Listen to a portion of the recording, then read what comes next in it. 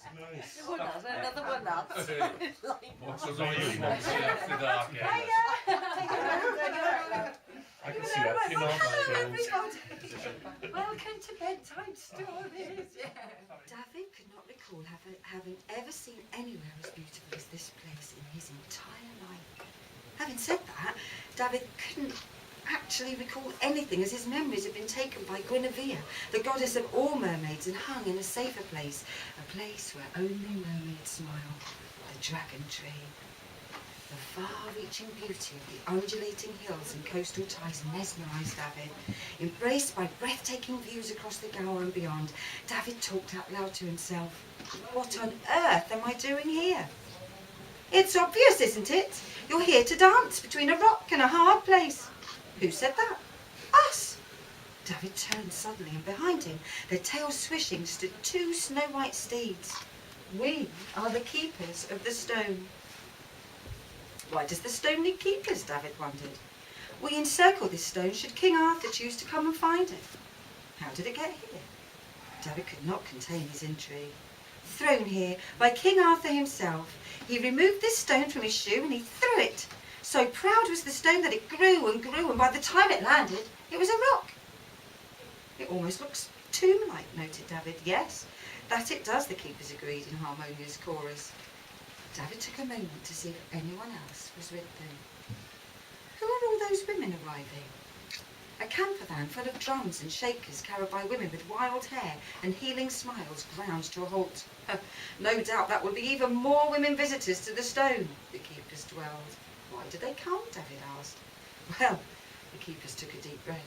They do say that if a woman brings cake to this stone, offers it to the stone, crawls on her hands and knees 3 times round and around, her lover will ask her to marry him.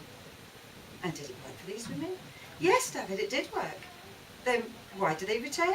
David rubbed his head, puzzled.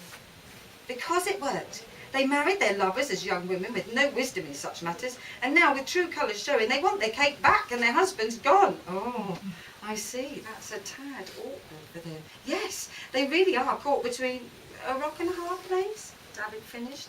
Finally, the penny dropped. This was the next stage of his quest. Keepers, thank you. 1,000 thanks. I must go. I must dance with these women and beg them to tell me about your quest, David. The white steeds cut in. David tried to reply, but the keepers were galloping far away into the beauty of nowhere in particular. David called after the lamenting women at the stone. Hey! Hey, you there! He shouted. The women stopped in their tracks. David covered his ears. He could not stand the loud noise seeping from their souls. We are Taran! We are thunderous! Their voices filled the vast space upon the hilltop. I don't blame you for being angry. It's just that I need to... Is that David? Asked the leader. Yes, it is me. Who are you? I am the leader. We come here to undo that which is done. Our faces are like thunder now, but soon our rhythms will bring the sunshine back to our hearts. Can I come and dance with you? Asked David. Yes, dance with the street at your feet. The women sat cross-legged around the rock, and David allowed the beats to fill him. Caught like a spider in a web, he danced upon the rock, as if trapped in quicksand he could not leave. The women smiled deep, warm smiles from within their hearts. The leader stood, reaching out to touch the air in front of her. It is done, sisters! We are free! As she and the other women gathered up their brightly coloured drums, David wondered at their floating skirts and hanging beads. Before he had time to think, he found himself asking, Can I come with you? There is no room for you, David. Besides, your friend is waiting for you at the roadside. My friend? Out here? I have no friends out here. A familiar voice answered his thoughts. Yes, you do. It's me, Old Blue. Mr. Blueface, what are you doing here again? Your face looks familiar. Have I seen you here once before? I should say so. It's me, Dylan.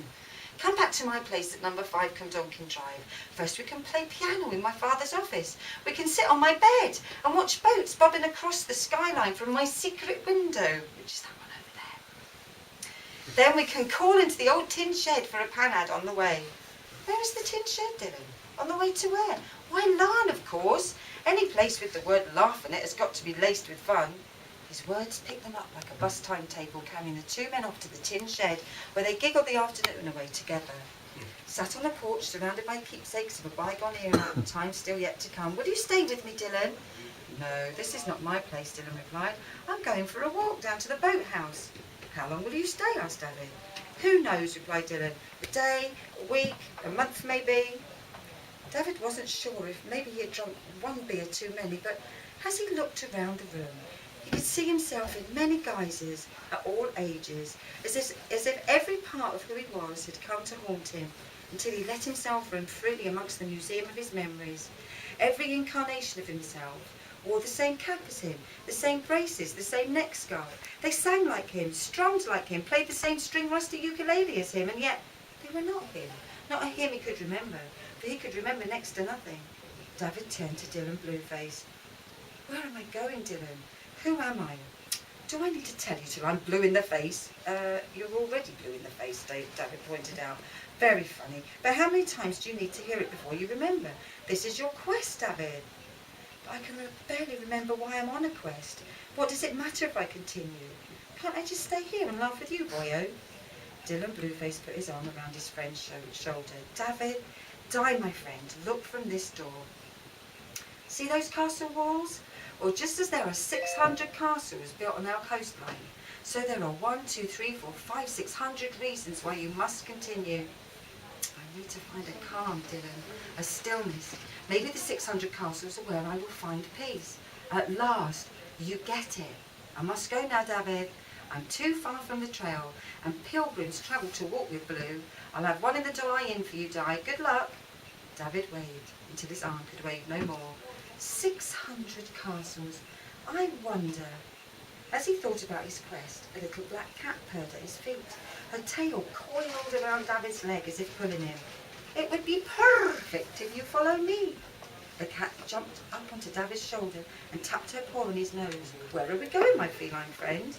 David stroked the cat, curving into the touch of his hand. You are a very inquisitive person, the cat smiled. We are going to a place where the stillness moves with the stillness of decay. But how can you move and yet be still? David scratched his head. It's all down to perception. Now then, waste no more time. Kid Welly wishes to speak with you. David stopped his questioning. He was learning to focus on answers and not questions, to respond to that which came to him instead of looking. Besides, he was sure that he had heard somewhere that black cats were lucky, so there was nothing to worry about, was there?